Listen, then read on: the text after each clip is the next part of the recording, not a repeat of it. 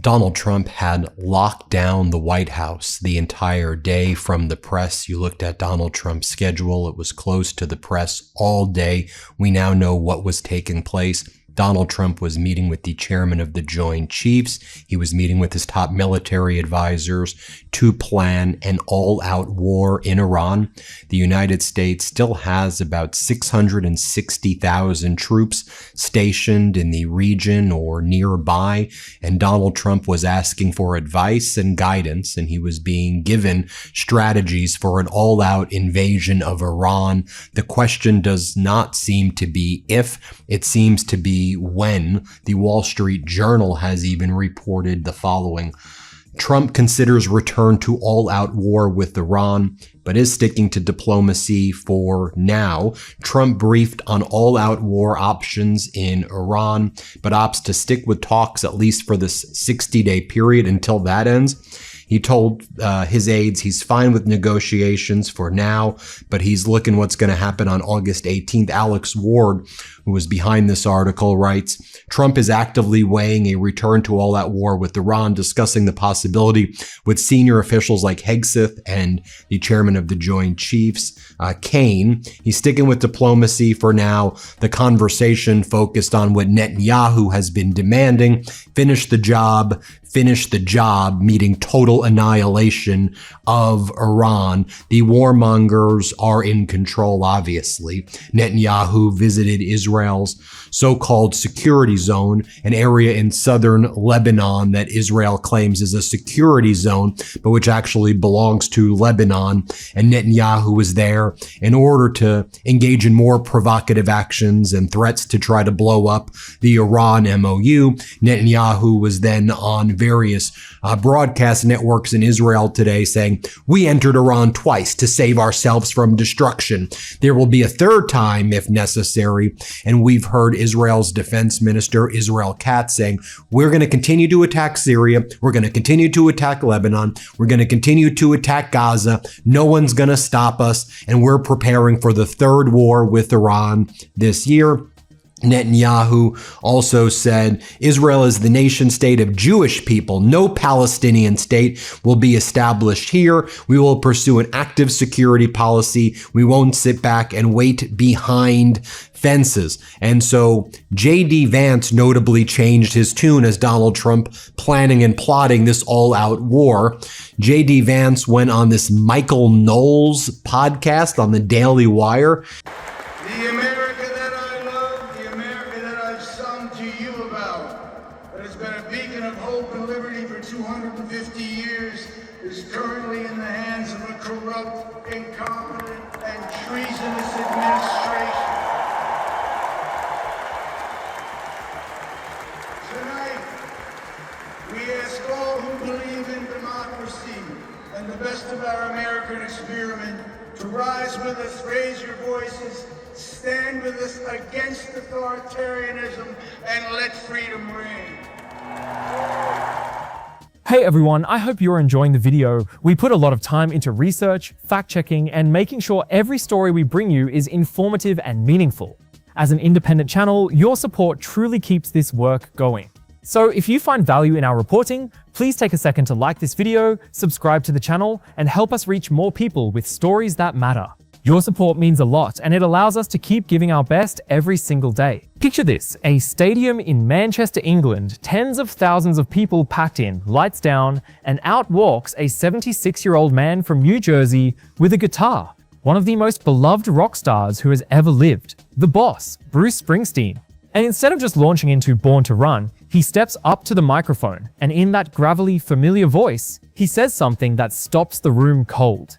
He says the America he loves, the America he spent 50 years writing about, the beacon of hope and liberty, is right now in the hands of a corrupt, incompetent, and treasonous administration. And he asks the crowd to raise their voices against authoritarianism. Treasonous. He used the word treasonous about the President of the United States, on a stage, in front of the world. And Donald Trump? He absolutely lost it. Not a measured response, not a dignified silence. He melted down, attacking the man's skin of all things, calling him a dried out prune, telling a 76-year-old American icon to keep his mouth shut, And then, and this is the part that should genuinely alarm you, threatening to sic the federal government on him. An actual criminal investigation over a concert. So today, we're going to get into one of the most revealing feuds of this entire era, because this isn't two celebrities sniping. J.D. Vance started saying, really the only reason why we did this memorandum of understanding is we need to refill some stocks, and so we're just using the 60-day period to do that. Listen to what he says. Play this clip. So I think what the president has told us to do is use this MOU to sort of refill the world's oil economy. To refill some stocks, and then to see where the hand is. You know, lots of people would think that you did an MOU because you want to follow the terms of the deal, but no, you want to refill your stocks.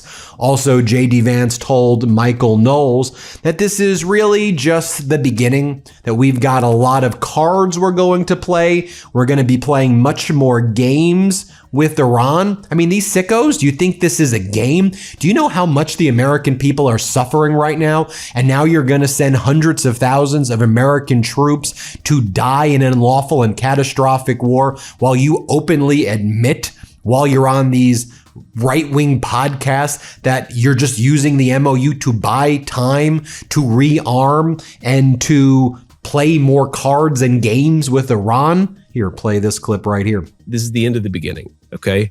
There is a lot more game to play, and there are a lot more cards that we're going to see, to mix metaphors here. And the good thing about it is that we're served by an administration, we're served by a president of the United States who is constantly trying to figure out how to gain an edge for the American people. And then J.D. Vance went on state regime media and Fox and said, really? You know, Laura, the purpose of this MOU was really to just test Iran, to see, are they going to be good friends or pals? Is that what they're going to... What are you talking about?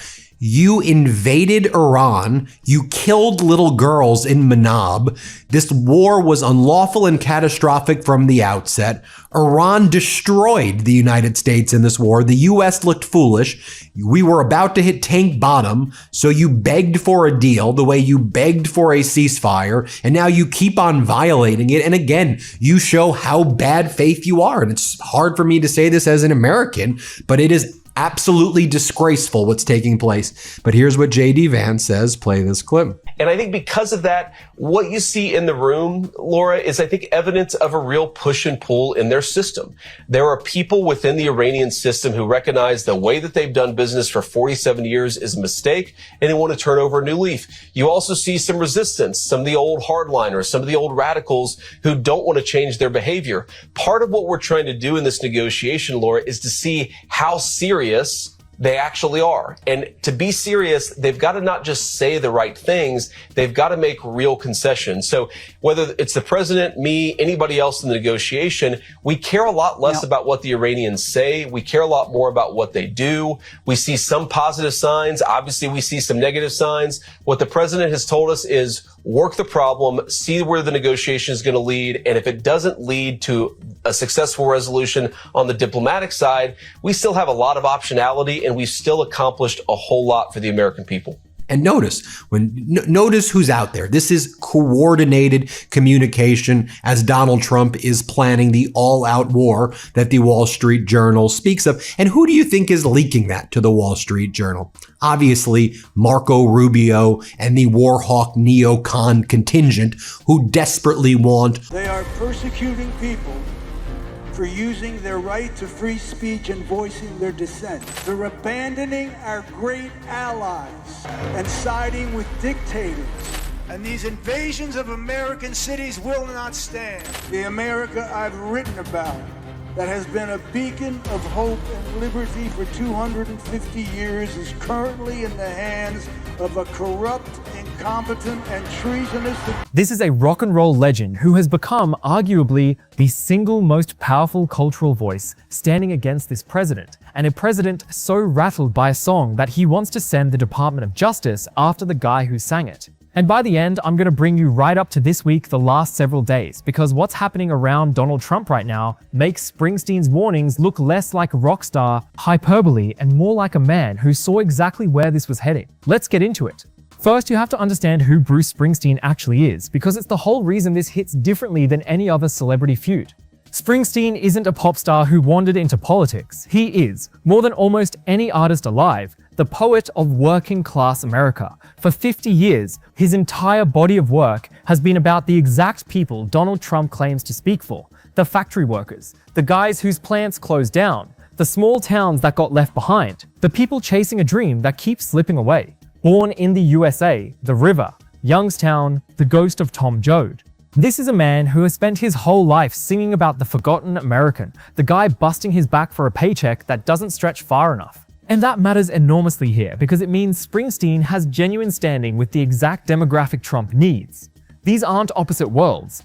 Springsteen and Trump are both older guys with Jersey homes and huge followings among middle-aged white American men. They're fishing in some of the same waters. So when Bruce Springsteen stands up and says this administration is betraying the working people of this country, that's not some out-of-touch Hollywood liberal Trump can easily dismiss.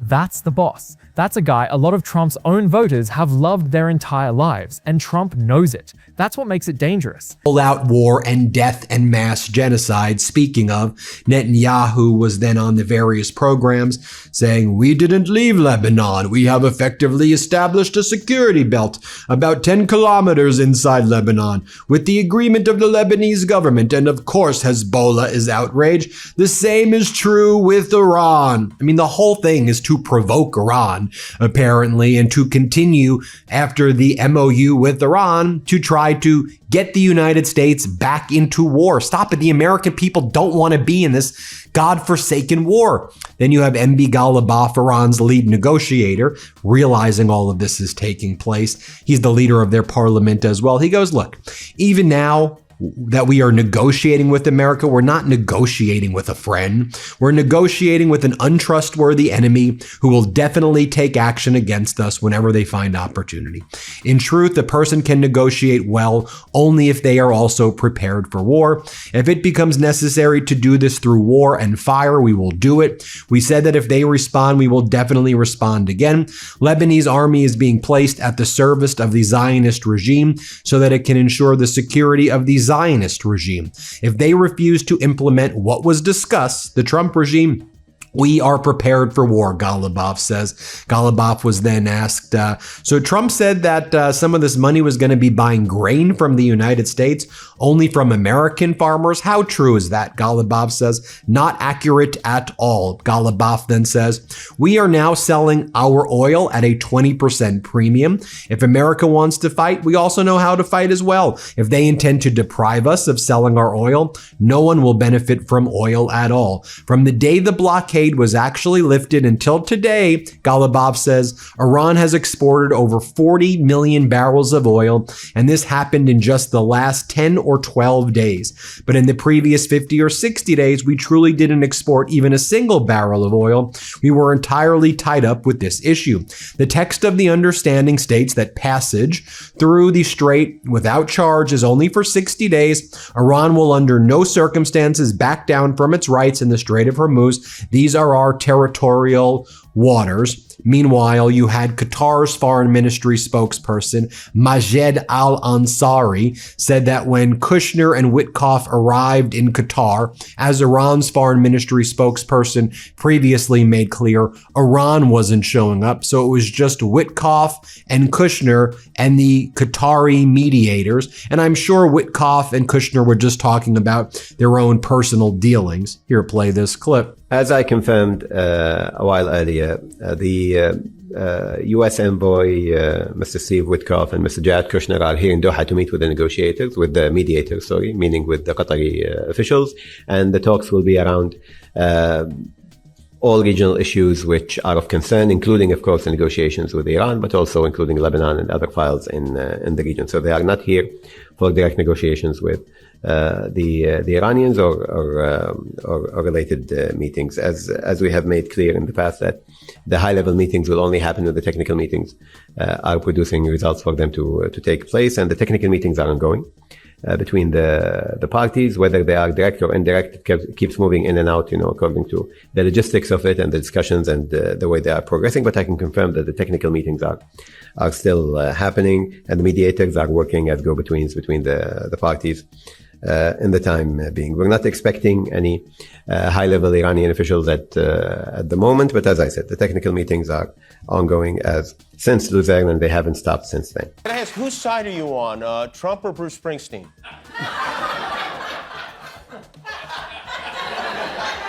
Remember what Eve said. Bring I think there's only one boss in America.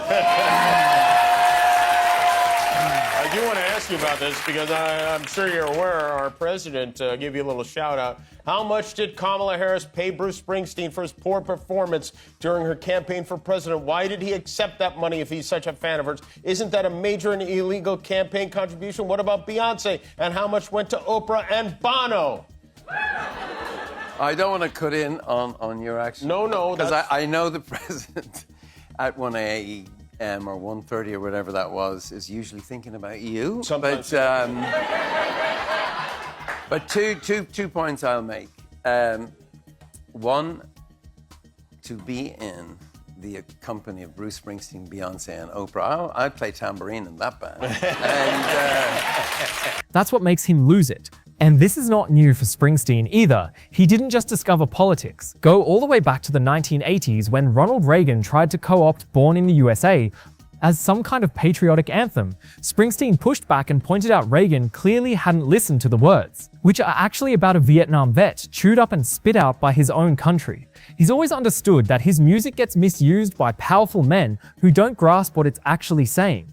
And he's never been shy about setting the record straight. And his politics have always cost him something, which is exactly why they're credible. Back in 2000, he wrote American Skin, 41 Shots about the police killing of Amadou Diallo, an unarmed immigrant, and took heat from parts of his own blue-collar, cop-loving fan base for it. His 1995 album, The Ghost of Tom Joad, was full of songs about struggling immigrants, Mexican and Vietnamese, long before immigration was the flashpoint it is now. This is a guy who has over and over been willing to say things his own audience didn't want to hear because he believed they were true. That's the opposite of a celebrity chasing applause. And it's why, when he calls this administration treasonous, it doesn't read as a publicity stunt. It reads as a man who has spent 5 decades telling uncomfortable truths, doing it one more time with the stakes higher than ever. He'd also been sounding the alarm on Trump specifically for years before Manchester. Back in a 2016 Rolling Stone interview, he called Trump a moron. When Trump was up for re-election in 2020, Springsteen told The Atlantic he wasn't sure American democracy could survive another 4 years of his custodianship. So the Manchester speech wasn't a sudden outburst. It was the culmination of a decade of a man watching something he loves come under threat and deciding he could not stay quiet about it. So let's go to the moment that lit this whole thing on fire. Was then whining to Michael Knowles on Knowles' podcast about how he finds it frustrating and fascinating that the Iranians will say, no, there are no peace talks going on when we're having technical talks. No, JD, you're not speaking in Doha, Qatar, like Trump said, and the technical talks are not a retrade. It's not a new negotiation. It's the implementation of the deal, the MOU. There's no new deal that Iran is negotiating. Once you all made a deal and you signed it in Versailles, that's the deal. And other than this despicable Trump regime who can't keep their word and everything is bad faith, I think a lot of people normally try to look at a deal and they don't brag about breaching, but this Trump regime brags about breaching. They brag that the deal is never even a deal. And that's Trump's whole life. He is a grifter and a con artist. And you saw the stories about him today, right? $1.2 billion he made in crypto, like personally, in the past 6 months. Did you see that? That he had to make that disclosure while all of the people who held his meme coins in crypto were down massively and lost all of their money? How is that even acceptable? But this is the same approach that they bring to the MOU, and it leads to bankruptcy. Here, play this clip. I'm not saying they're going to, I can't predict, of course, the future, but so one, there are talks, there were scheduled talks, really technical talks building on the negotiation that we've already had. Those are definitely happening tomorrow. One of the things I find just fascinating and frustrating about the Iranians is they'll say, no, there aren't peace talks ongoing, but there are technical talks between the United States and Iran about the peace deals. It's like, okay, so it's a Persian negotiating tactic and a Persian rhetorical device that I don't understand, but that is the way that the Iranians have done this. And just think about this despicable behavior of people like Markwayne Mullen, the Homeland Security Secretary. This is what he said. He said, "I did the happy dance when Iran lost in the World Cup." You did the happy dance? What are you, no offense to 2-year-olds, are you 2 years old? As Foreign Minister Araghchi of Iran writes, "Mission accomplished, Mr. Mullen. You also accomplished something else, proving to the world that you have no business hosting an international tournament. Your conduct has been a masterclass for how to squander the dignity that comes with being a host." And Araghchi is right. You know, the host cities, whether it was Los Angeles, Seattle, or wherever, handled it with dignity and grace. And it was great to see people from all over the world coming into these cities that Donald Trump says are hellholes. But I think what people got to see is that the Trump regime, the way they were treating everything, they were the biggest disgrace, while people just wanted to spend time together and hang out and enjoy football or soccer. And so now I just want to share with you a prediction. This was yesterday by Professor Jiang Shui Qin. And here he is. He's got a YouTube channel as well. He was on Piers Morgan and he said, yeah, look, the U.S. has 660,000 troops staged. At this point, maybe it's December, maybe it's March. Iran knows the decision has been made to invade with ground troops. And that's what Trump's been plotting. Here, play this clip. No, you're absolutely right. Boots on the ground would be a disaster. But I still believe that eventually the United States will be forced to use boots on the ground. In fact, you can argue that there's been a lot of preparation. You still have 660,000 American troops ready to go. They are staged and ready to go. And even though there's an MOU, they're still there. And you could also argue that the MOU is really just buying time, because right now it's really hot in Iran. And so you have to wait for cooler weather before you can launch a ground invasion. And so I think we are in a waiting game right now, but eventually you will see boots on the ground. So you think it will definitely happen? May 2025, Springsteen opens his Land of Hope and Dreams tour in Manchester, England, and he doesn't hold back. He tells the crowd the E Street Band is there to call on the righteous power of art, of music, of rock and roll in dangerous times. And then he delivers it, the corrupt, incompetent, and treasonous administration line. And he keeps going. He talks about an administration rolling back civil rights, abandoning America's allies and siding with dictators, defunding universities that won't bow to their demands, pulling people off American streets and deporting them without due process to foreign prisons. He called it out point by point as it was happening. And notice, he wasn't vague. He wasn't just calling Trump a bad guy. He was laying out a specific, detailed indictment of specific actions and framing the whole thing as a fight for democracy itself. He said American lawmakers were failing to protect people from an unfit president and a rogue government. This wasn't a tantrum, it was a closing argument. And then he did something smart. He recorded it and released it. He put out a live EP of that concert, blistering political remarks and all. He posted the clips to his Instagram. He made sure that this wasn't just a moment for the people in that stadium, it was a message to the world. He turned a concert into a broadcast. Into effectively live TV for the millions who saw those clips. He made the exposure permanent, and Donald Trump could not handle it at all. The very next morning, he was on Truth Social, and the response tells you everything. He didn't rebut a single one of Springsteen's actual points, not one. He didn't address the deportations, the civil rights rollbacks, the allies, the universities, nothing. Instead, he went personal, and he went petty. He called Springsteen highly overrated, said he never liked him, never liked his music, never liked his politics, called him not a talented guy, just a pushy, obnoxious jerk. And then it got genuinely strange, because Trump, and I want you to sit with how bizarre this is, attacked the man's body. He called Springsteen a dried out prune of a rocker and said his skin was all atrophied. The President of the United States responding to a serious critique about democracy and due process by making fun of a 76-year-old man's skin. And then the line that should stop you cold. He said Springsteen ought to keep his mouth shut until he gets back into the country. And then, ominously, we'll all see how it goes for him. We'll all see how it goes for him. That's not a comeback, that's a threat. From the most powerful man on earth to a musician. Trump's health continues to collapse as some of his top aides seem to be raising massive red flags and trying to show us what is happening. Specifically, Margot Martin, one of Donald Trump's top aides, has been posting videos of Donald Trump where you can clearly see his cognitive and physical deterioration. And I think she's trying to post these videos to show all of these red flags to the public. At the same time, she sees Natalie Harp, who Donald Trump describes as his human printer, and others describe her as something else to Donald Trump, always by his side 24/7, raising lots of red flags there as well. I'll talk about that in a moment. Margot Martin posted the following video right here of Donald Trump in the Oval Office looking deeply unwell as he was signing an executive order yesterday, claiming that there was a national emergency, that people who fix their cars get arrested, and that we need to help the people fix their cars because they're getting arrested and thrown in detention centers. What in the heck is he talking about? Watch this video that Margot Martin posted. Play this clip. It's really common sense.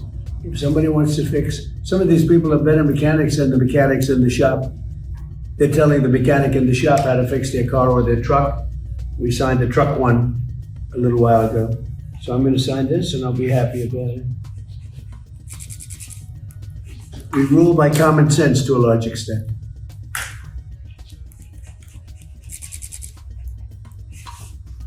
All right, Lee, good job. Thank you. Sorry.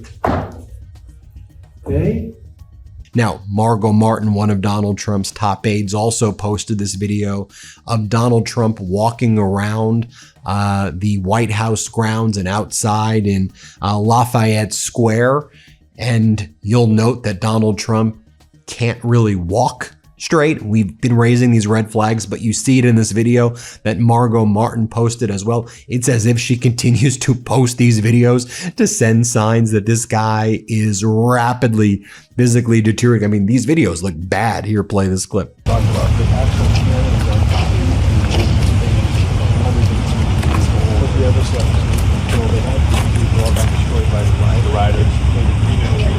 Just so you can see the angle that corporate news was showing of Donald Trump yesterday and that the White House account. He's such a flagrant, toxic narcissist that he wants to take down the entire democratic system with him if he goes. For the crime of criticizing him on a stage. Keep your mouth shut or else. That's the language of an autocrat, not an American president. And Springsteen had just finished warning the whole world about exactly that kind of authoritarianism, and Trump's response was to prove the point in real time. But he wasn't done. Because a few days later, Trump escalated in a way that turned this from an insult war into something genuinely serious, something that goes to the heart of what a free country is. In a series of overnight, all-caps True Social posts, one of them reportedly around 1:30 in the morning, Trump called for a major investigation into Bruce Springsteen. His theory? That Kamala Harris's campaign had illegally paid Springsteen for his endorsement, disguised as a performance fee. He roped in Beyonce, Oprah Winfrey, and Bono too, accusing all of them of participating in what he called an illegal election scam.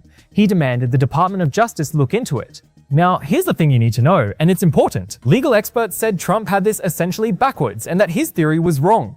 There is nothing illegal about a celebrity endorsing a candidate. That's the most basic protected political speech there is.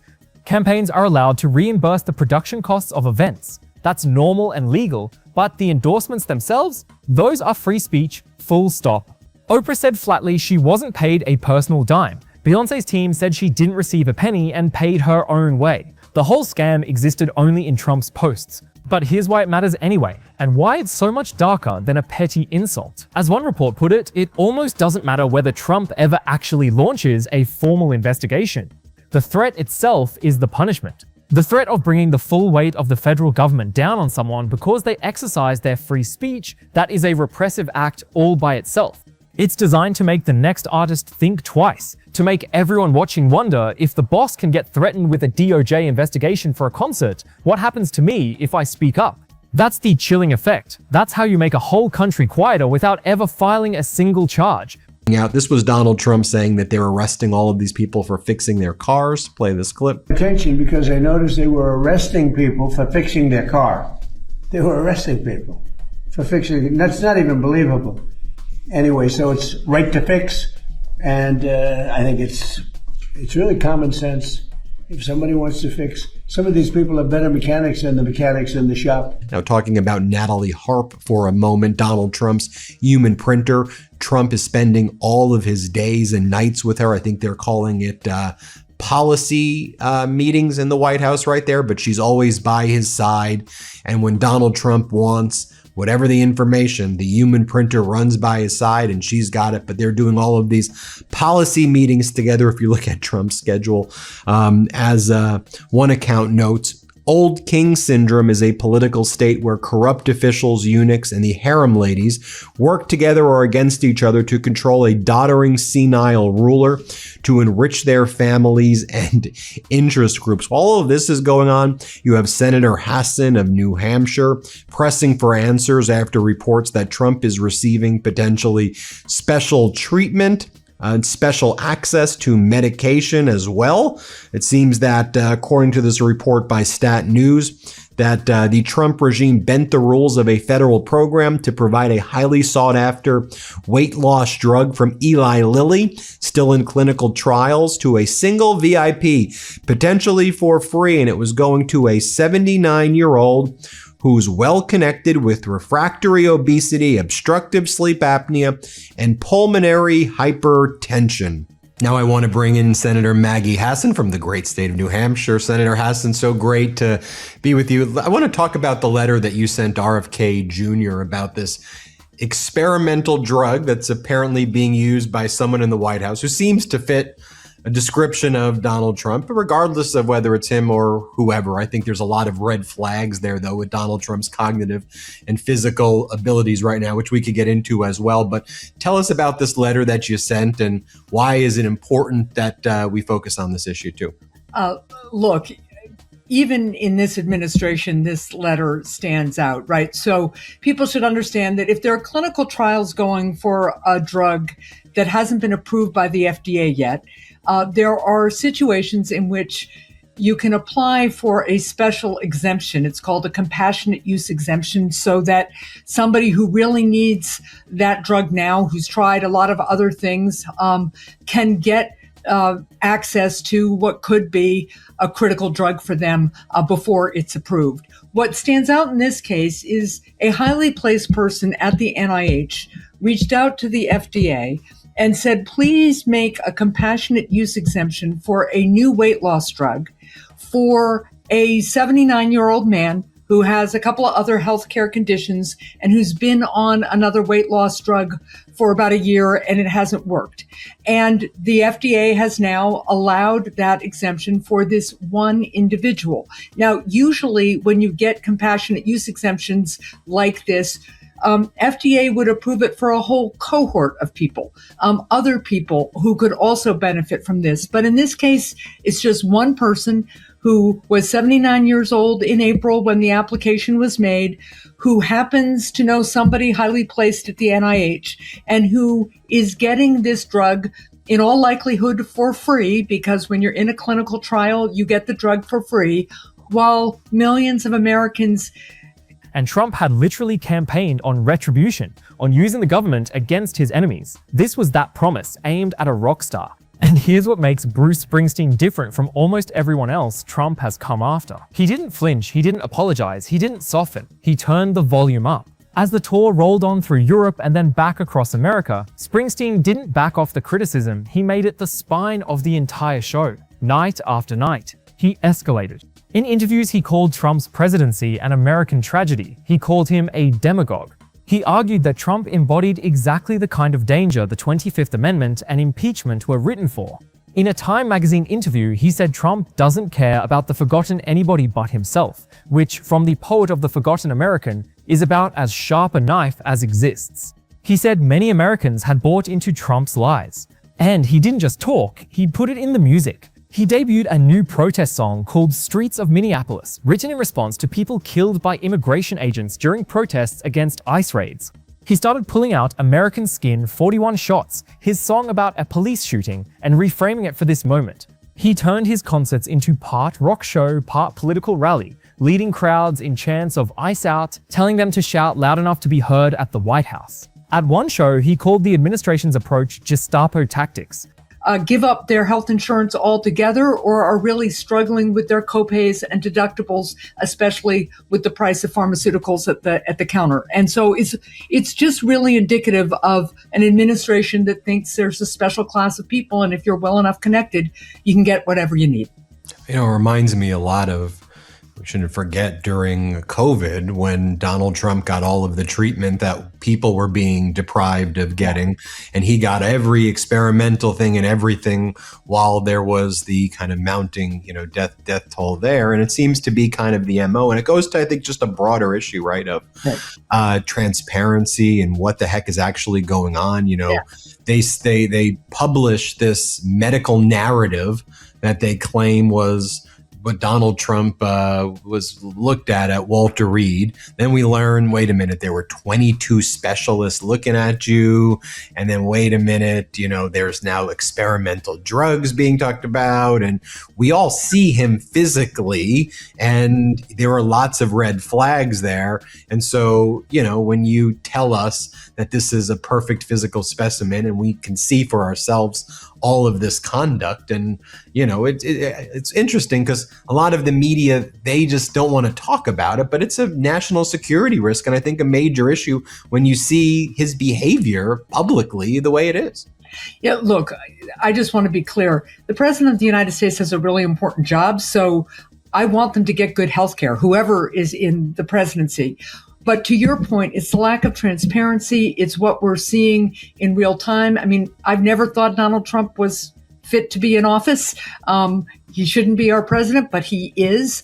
But the other issue here is it's, again, this administration's just overall attitude that there's a special class of people. They are the people who know Donald Trump, who are connected to Donald Trump, who can pay Donald Trump something or provide a favor to Donald Trump. It's a special class of people who get these special exemptions at a time when my constituents here in New Hampshire are struggling so hard just to figure out how to pay the rent, how to cover their kids' medication, how to make sure that they can keep everything afloat at a time when the economy is really not working for them. And so that, to me, it's the lack of transparency, and it's the special treatment of a special class of people at a time when we should be making healthcare more affordable for everybody. And I'll also point out, whoever is getting this new weight loss drug, this one person with this special exemption for free through the Trump administration, Donald Trump has taken action after action that has driven healthcare costs up. So that's also just the outrage here. He has made it easier for pharmaceutical companies to keep their prices high. He refused to extend those critical ACA tax cuts for families. And so as healthcare is getting more and more expensive, he cut Medicaid by billions of dollars. As healthcare is getting more unavailable and more expensive for people, somebody who is either Donald Trump or knows Donald Trump and is really well connected is getting this special drug for free. And that's really the rub and the outrage here, among other things. You talk about what your constituents are experiencing. Yeah. You sit on the Committee of Health, Education, and Labor and on the Finance Committee. And it is incredible the level of kind of fraud with which this Trump regime engages in both. And you take healthcare, it's a perfect example. There was a deal. I just think of it's a cycle that repeats. Yeah. It was called the Affordable Care Act. Right. That wasn't perfect. You could make this exact parallel with the JCPOA, Right. but was moving us in the right direction and putting Donald Trump, not a deal maker, a deal breaker. He rips it apart. Just like the JCPOA, he rips it apart. And what does he replace the healthcare with? With nothing but lies. In 2 weeks, I'm going to get you a plan. In a month, I'm going to get you a plan. It doesn't happen. Then what does he say? No, I actually did it. I've done a most favored nations clause. And now, don't you feel it? Your prescription drug prices are down 600%. victory. JCPOA rips it apart, creates a worse situation. And then he says, what do you mean? I've done more than anybody has done before. And that's the cycle that's so damn dangerous. I don't care if you're a Democrat, Republican, or independent. It's the same cycle. I call it a death cycle of fraud that just repeats. And you must have an interesting vantage point seeing it from all sides in the different committees you're on. Yeah, it's really just remarkable at so many levels. But let me, back to his so-called most favored nation deals with Big Pharma, right? So we now have this so-called Trump RX website where you can go to see what the cost of a particular drug is if you buy it through Trump RX. Here's the thing. It drives you all to brand name drugs, which are more expensive, right? And so this particular kind of drug, whoever got this exception, it's one of the kind of GLP-1 type of weight reduction drugs. If you go on Trump RX right now, you would pay at least $350, I think, a month for that drug. If you don't have insurance, I think it costs you like $1,000 a month. And he said the thing that really lands, the thing that cuts through all of it, this American tragedy can only be stopped by the American people. There is no one coming to save us. There is no one coming to save us. That's the whole message. Don't wait for a hero, you're it. And there's a deeper reason this particular feud gets so far under Trump's skin, one that's worth spelling out. It's about class and it's about authenticity. Donald Trump has spent his whole life trying to be accepted as something he wasn't born into. The kid from Queens who built a gold tower in Manhattan, desperate to be seen as the ultimate insider, the ultimate winner. And Bruce Springsteen is the real thing that Trump has always performed.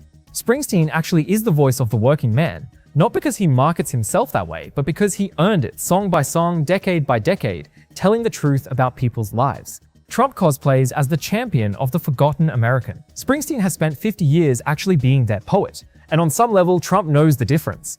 That's why a critique from Springsteen lands somewhere a critique from a Hollywood actor never could. It's the authentic article calling out the imitation, and there's no insult that stings a striver like being exposed by the real thing. And step back, because this is bigger than two guys from New Jersey. Throughout history, one of the very first things a strongman does is go after the artists. The musicians, the writers, the poets, the comedians. Why? Because art reaches people in a place that arguments can't. A statistic informs you, a song moves you.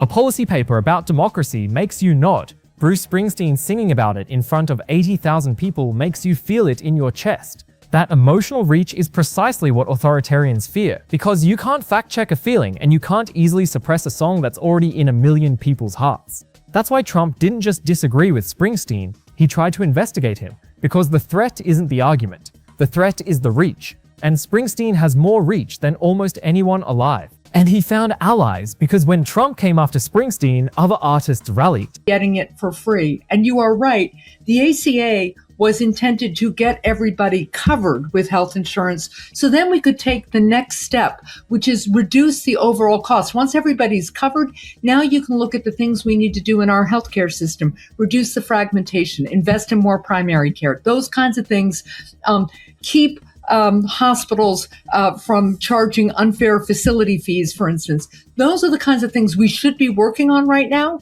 And there's a little bit of bipartisan attention to a couple of those things. But the reality is now with these Medicaid cuts, which are extraordinarily damaging to states like mine with a large rural population, along with the other cuts to the ACA and the refusal to extend those tax cuts that help people afford their insurance on the ACA, we're seeing millions of Americans giving up their health insurance.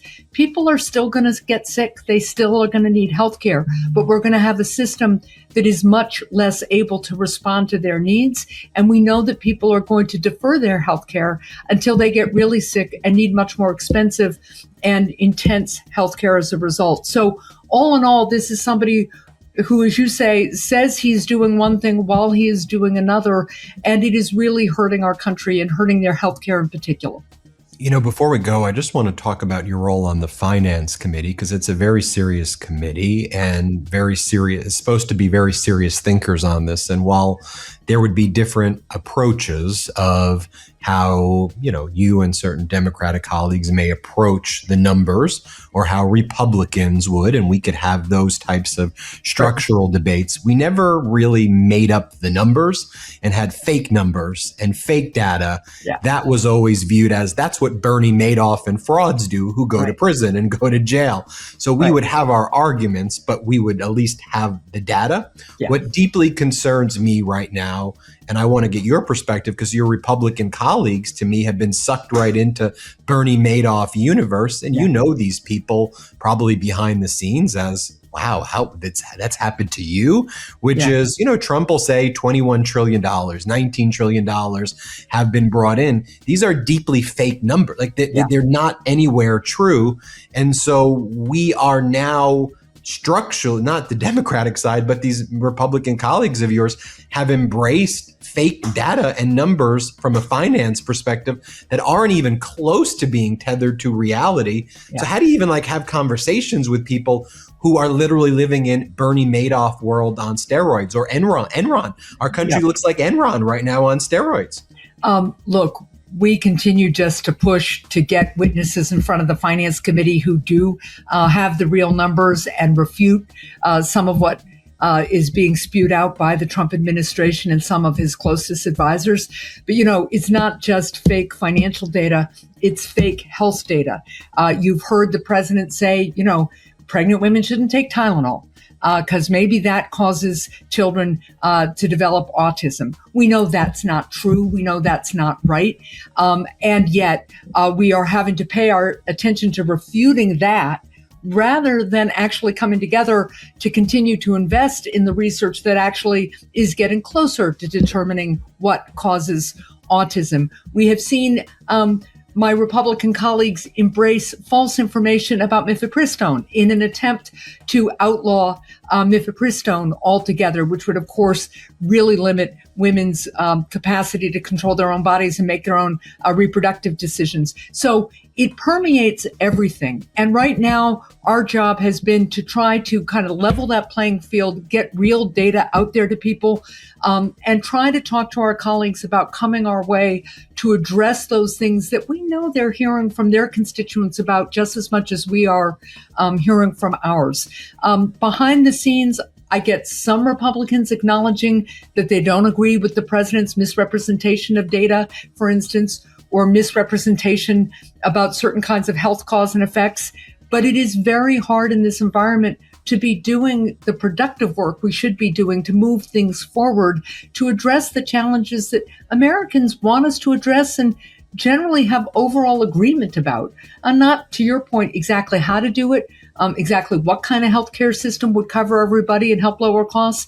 But there are really good ideas, and there's real potential for addressing some of our most difficult problems. And right now, we're just treading water trying to keep the false information at bay. And that really, it's terrible for the country, and it's slowing us down at a time when we really need to face a whole bunch of different challenges and move forward and make real progress. Senator Maggie Hassan, first time. Neil Young posted a blistering defense, basically telling Trump, Bruce and thousands of musicians think you're ruining America and we're not scared of you. Taylor Swift's in the same fight. The whole thing became a kind of rallying point for the entire music world, a signal that the artists were not going to be intimidated into silence, no matter how many DOJ threats got fired off at 1:30 in the morning. And that leads to the biggest escalation of all, the one that's happening right now, and that ties directly into what Trump is doing this week.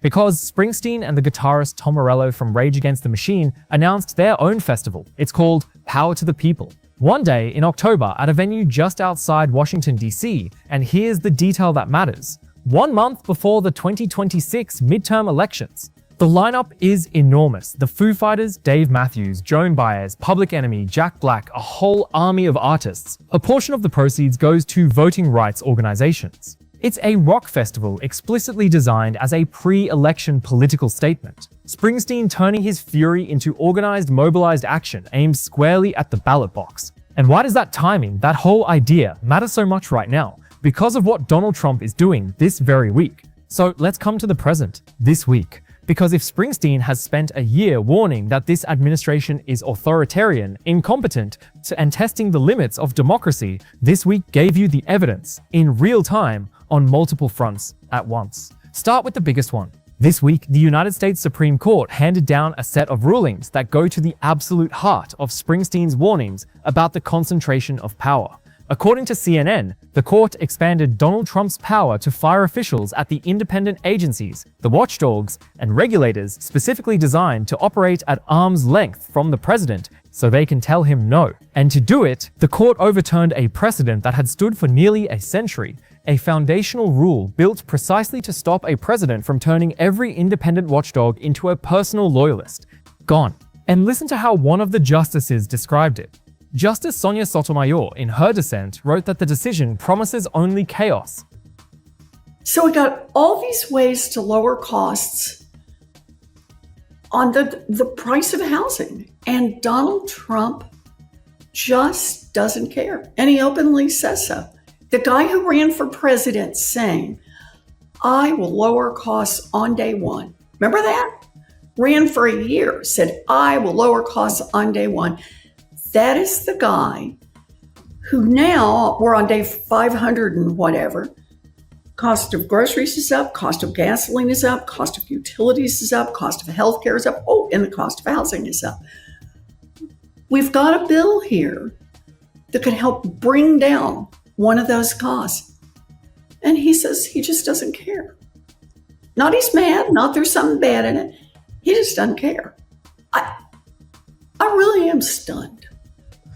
You know, when I hear him, though, and yeah, he says that, but some of the other stuff he seems to say, though, to me is equally telling, where he seems to view housing, like so many things, as a zero-sum game, and that if you're going to be giving housing to new homeowners and helping people get housing, that in his mind, that's taking it away from him and his people and his crew.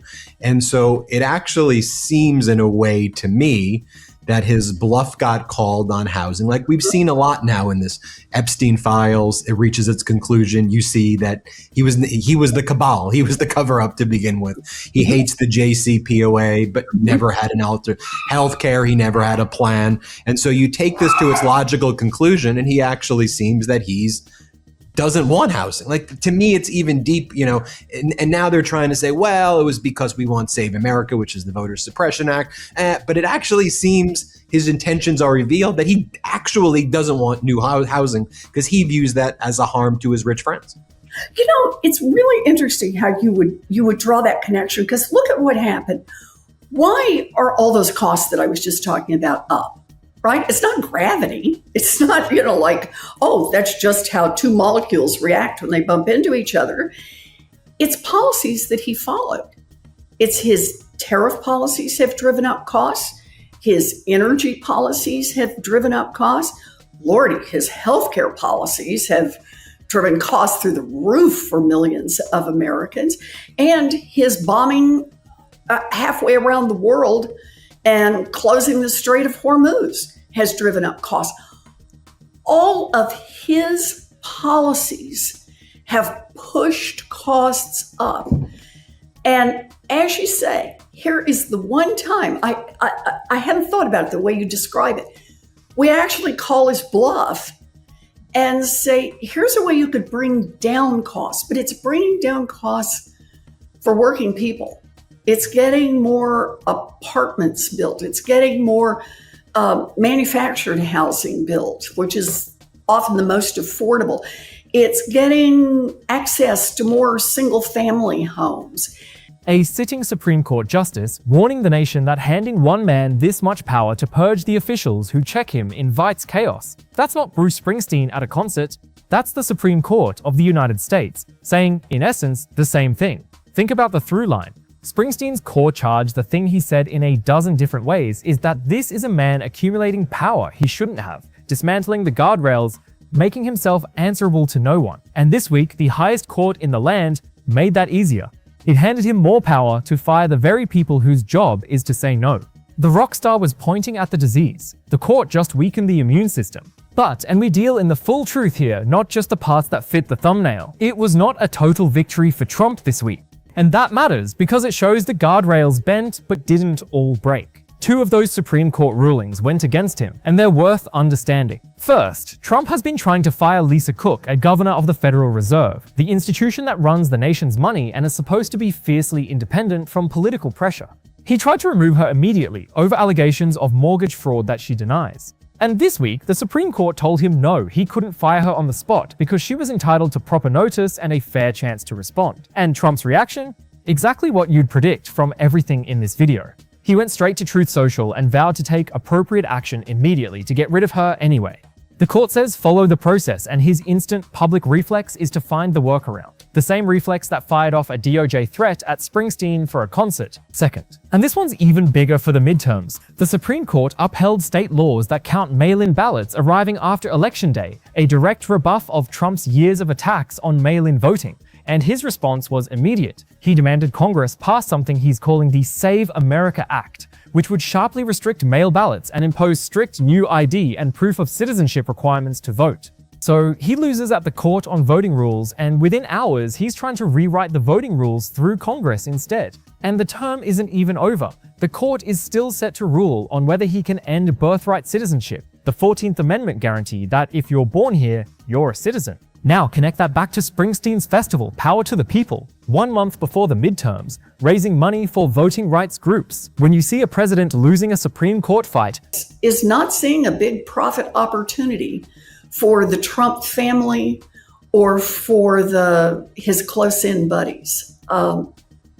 And all I can say is I sure hope we keep talking about this because Donald Trump has forfeited any right to say that he cares about the economic circumstances of hardworking American families. He's proven he doesn't.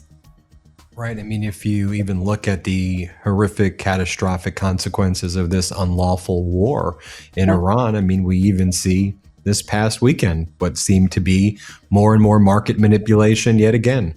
405, 410, markets close, we bomb Iran. Then I could just predict. It's so bizarre to be able to predict these things. And you go, okay, all right, on Sunday, once the futures markets are about to open, I bet you, I say this on my show, we'll get a post. I know the guy who's even going to do it. Like, it's so obvious. I go, Barack Ravid from Axios, he's going to post, we're made very good, productive talks, and that things are going to go great. And boom, an hour before the futures market, there they go. There's the post. And Iran's like, we don't even know what you're talking about, but okay. And then the market reacts to it. And, you know, it goes from what, you know, what could have been a horrible, you know, market. The American people aren't benefiting from this. But then it's all of a sudden, boom, it's green, you know, and it's just like people see it now and they're like, what are you even doing? What is this? Right. You know, but the part that keeps going forward is the Trump corruption. Just make no mistake. He has time and attention to do 2 things. One is to keep these pieces going where, oh, he's cutting another deal, and it just turns out his sons will make millions of dollars off it, right? Oh, he sends his son-in-law to the Middle East to negotiate peace, and while he's there, he's going to sell his deals for a sovereign wealth fund, right? He's going to buddy up with the Qataris while they give him his $400 million jet. His crypto, right? A place to do bribery right out where anybody can see it. So all of that continues, right, on one axis. And the other axis is he spends his time on the details of his gold-encrusted ballroom, his triumphal arch, his reflecting pool. Those are the 2 things. Use the presidency to just grift, just to make as much money personally as he can, plus use it for vanity projects, things that he thinks are going to reflect well on him. And the American people, folks who have fallen behind again this year since Donald Trump has been president, Families have fallen further and further behind. Inflation is up. Cost of all those goods is up. And like I said, Donald Trump just doesn't care. It's about making money for himself and his buddies. And it's about flattering Donald Trump's ego. And those are it seems to me, the only two things he cares about anymore. Yeah, and before we go, one of the things that I used to respect about the Senate is the seriousness with which work was approached. And you may have a different approach than, say, a Republican senator, but you weren't running Enron or Bernie Madoff's enterprise as who was in leadership. I mean, it was, here are the right numbers. Here's our approach. Here's their approach. Can we reach compromise? That's at least what I grew up with, what I thought. Yep. Now, what it seems is the United. Coming from Bruce Springsteen, that's not an opinion. It's a verdict from the one man with the standing to deliver it. And the proof that it landed is Trump's reaction. You do not attack a 76-year-old man's skin over a concert unless it got to you. You do not fire off all caps DOJ threats at 1:30 in the morning over an endorsement unless you are rattled to your core. You do not tell an American icon to keep his mouth shut and warn we'll see how it goes for him unless the criticism found the bone. Every over-the-top, unhinged, personal, threatening response Trump gave was a confession that Springsteen hit exactly where it hurts. The boss said the emperor has no clothes, and the emperor responded by insulting the boss's skin.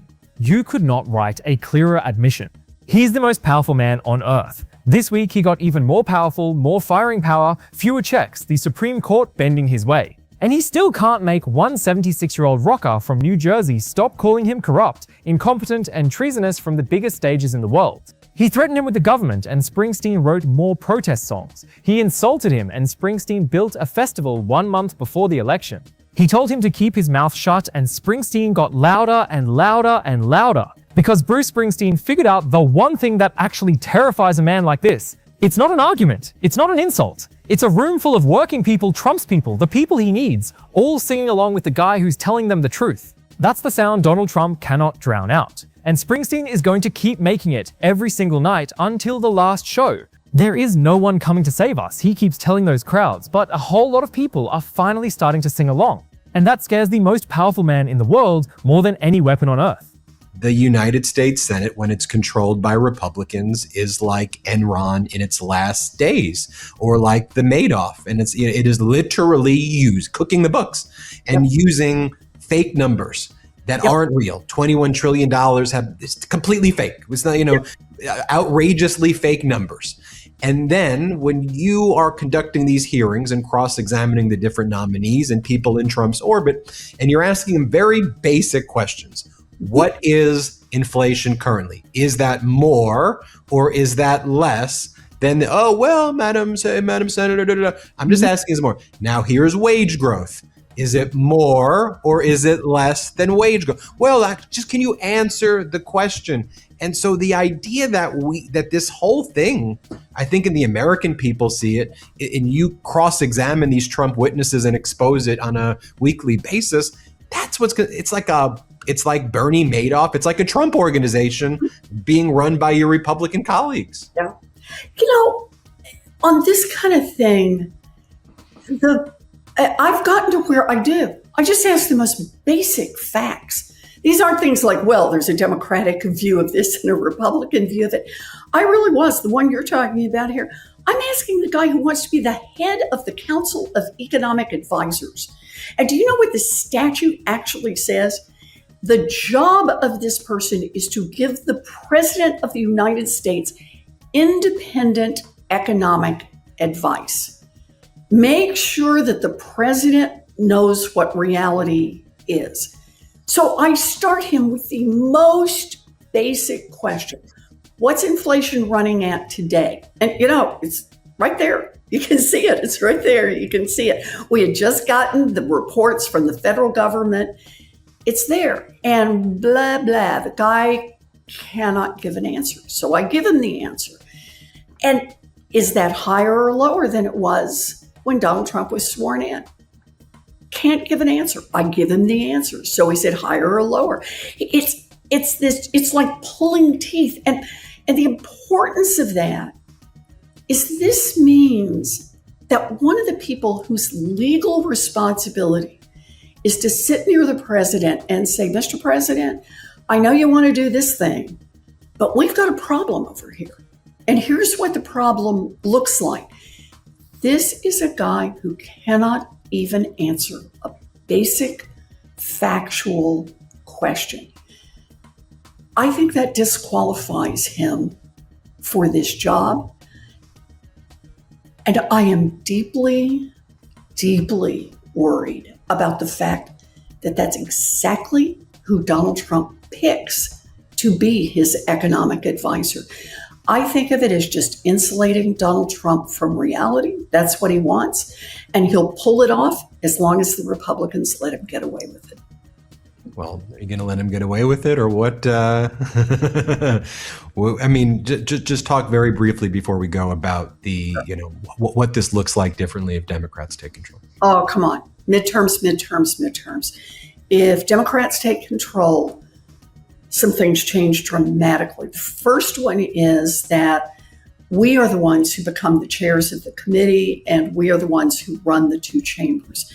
That means we bring things to a vote that we want to bring to a vote. That means that we can...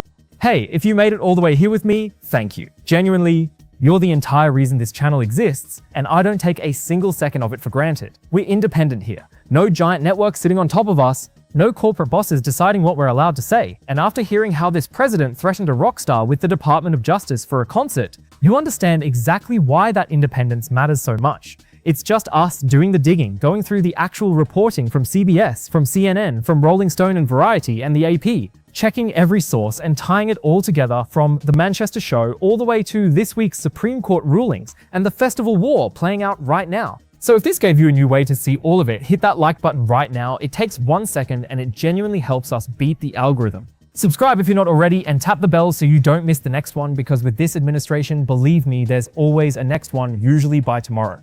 And share this with one person, just one, somebody who needs to hear it. That's how independent voices win, one share at a time. And get in the comments. Tell me, do you think Bruce Springsteen speaking out actually reaches the voters Trump needs? Or is the boss just preaching to the choir? I genuinely want to know. I read every single one of these. Let's talk about it down there. This has been your independent breakdown of the story they'd rather you scroll right past. Stay sharp out there, stay loud, and like the man said, there's no one coming to save us, so let's go. I'll see you in the next one.